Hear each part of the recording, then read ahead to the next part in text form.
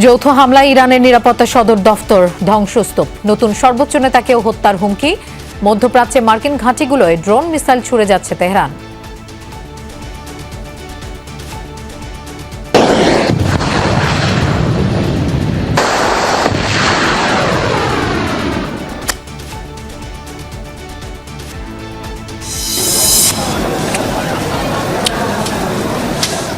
আমার এই একটাই শোনা মানে ওই ভয়াবহ। কালকে আমার বাসার পাশে একটা মারা গত 4-5 দিন অনেক খারাপ ছিল, এখন অনেক ভালো আছে আগের থেকে। বিমানের 28 ক্রু সহ দেশে ফিরলেন আরব আমিরাতে আটকে পড়া 189 বাংলাদেশি। জানালেন ভয়াবহ অভিজ্ঞতা, আজও বাতিল 34 ফ্লাইট। মন্ত্রিসভার বৈঠকে বাড়ল ঈদের ছুটি, অবকাশ ও যাতায়াতের জন্য মিলবে টানা 1 সপ্তাহ। সংসদের প্রথম অধিবেশন ও রাষ্ট্রপতির ভাষণ নিয়েও আলোচনা।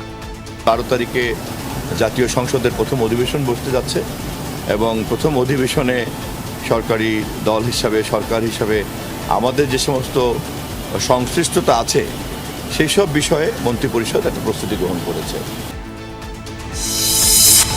সরকারের পরিকল্পনা ও পররাষ্ট্রনীতি বিষয়ে পল কাপুরের সাথে বিএনপির আলোচনা। বিরোধী দল হিসেবে কার্যকর ভূমিকার কথা জানালো জামায়াত। জামাত কনস্ট্রাকটিভ কিন্তু খুব ভাইব্রেন্ট এবং স্ট্রং রোল আমরা প্লে করব। বাংলাদেশে কি হচ্ছে, আমাদের নীতিমালাগুলো কি, আমাদের ভবিষ্যৎ যে কর্মপন্থা সেগুলো কি। জুলাই অভ্যুত্থানের প্রথম শহীদ আবু সাইদ হত্যার রায় 9 এপ্রিল। তারিখ নির্ধারণ করেন আন্তর্জাতিক অপরাধ ট্রাইব্যুনালের 3 সদস্যের বিচারিক প্যানেল।